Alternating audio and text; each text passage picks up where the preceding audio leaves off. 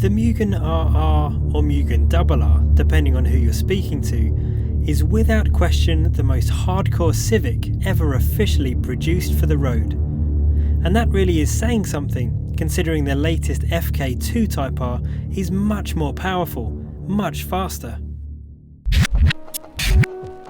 So what made the Mugen RR so special? For starters, it was based on the FD2 Civic Type R, a car which itself was deemed too hardcore, too track focused to ever be sold here in Europe, and was retained for the Japanese domestic market only. It was though the Type R that all European enthusiasts pined for. In many ways it was more of a spiritual successor to the DC5 Integra than the EP3 Civic, and it was significantly more capable than the softer FN2 Civic that we received as well. In fact, the FD2 was often found to be a couple of seconds faster around circuits than the hatch. This car though, the Mugen RR, is a couple of seconds faster still, making it a serious track weapon indeed.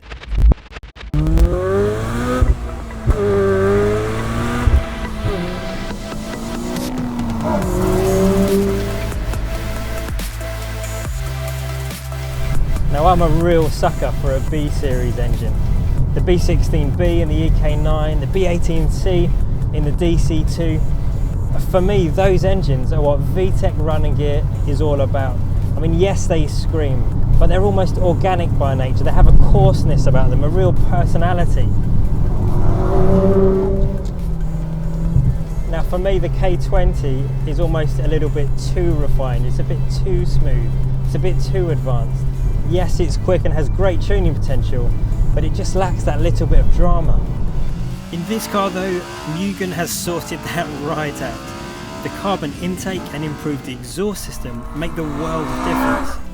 The K20 feels like it's got a bigger set of lungs to play with. It breathes much harder. The engineers have clearly mapped in a sharper throttle response as well. Very small movements of your right foot have a big effect on acceleration. It's actually something you need to watch out for, because as you hit bumps in the road, because the throttle pedal is so light, your foot can bounce off the throttle. But to be honest, the easiest way to rectify that is simply to keep it planted.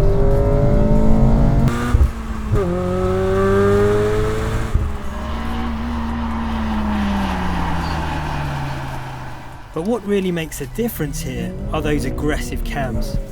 They don't roughen up the idle too much, but they add a coarseness which I absolutely love.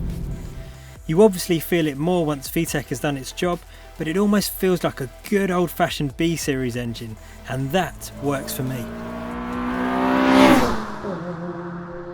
So how did Mugen's engineers take something that was already so brilliant and transform it into something so unbelievably rapid?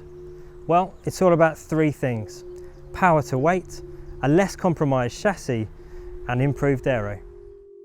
Let's talk about that power to weight ratio for a moment.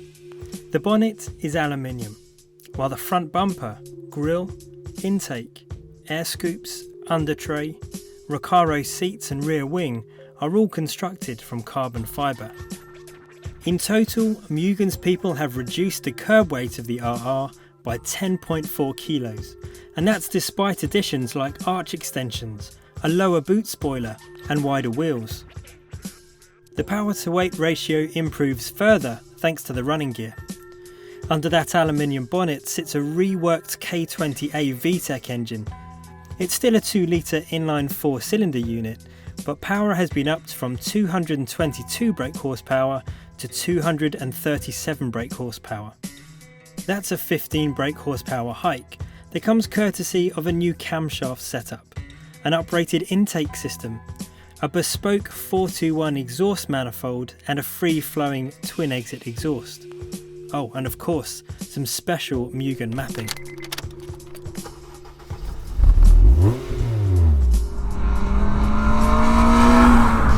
Now a 10.4 kilo weight reduction and a 15 horsepower gain may not sound particularly enthralling, but what Honda and by extension Mugen have managed to master over the years is the ability to make numerous fine adjustments which, when made together, have a huge impact on a car's ultimate performance and its drivability.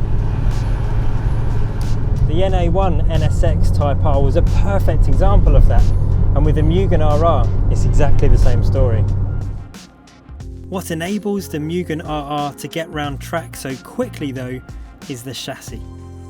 Mugen has added a set of its own dampers and springs, which make it sit about 10mm lower than a stock FD2. The springs are of course stiffer, but get this, the dampers are adjustable. You can't alter the ride height, but you get 5 damper settings to choose from, which you have to adjust manually with a special tool. I'm not sure what setting Torque GT has got this example on, but on these uneven A roads it feels just about right. The chassis is really supple, it absorbs the bumps really nicely. But you know what, it's the precision and the predictability of that steering that really gets you, it's incredible. Initially I thought the steering was a little bit light, but the more you get involved, the more you realise there's just no vagueness at all.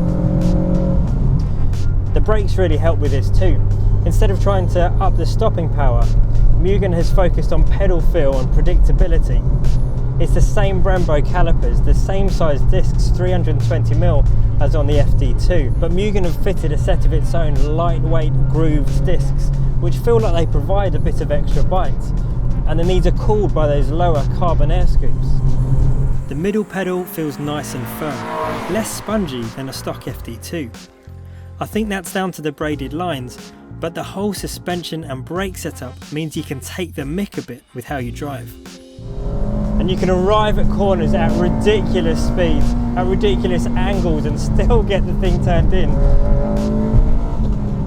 The rear, it lifts a little, but that just points the nose in even tighter. And then once you're into a corner, the car feels so planted, so stable. There's notably more grip too than in a stock FD2. I love these carbon Recaros as well. To be honest, they make me realise I need to get back down the gym, but it's these upper bolsters here, they roll your shoulders forward, encourage you into an attack position. And then there's a short shift on this 6-speed box. It's sweet as you like. It's really light, but there's a real clunk, a real purpose to each change. Essentially, what Mugen has done here is build the kind of Honda that we all strive to build. They've increased the power, sharpened the handling, fitted a racy interior, added some really cool lightweight aero parts, and made the whole package much more exhilarating to drive. Not only that, but by only producing 300 examples, they've guaranteed exclusivity. Rumour has it that all 300 were sold within 10 minutes of going on sale, and that if you need a replacement front bumper or a wheel, you have to prove that you own a genuine RR before Mugen will supply you one. They clearly never wanted FD2 owners building replicas. What all of that means is buying one of these machines is a sound investment. Values haven't dropped since they were new. When it comes to front wheel drive Hondas then, the Mugen RR is simply as good as it gets.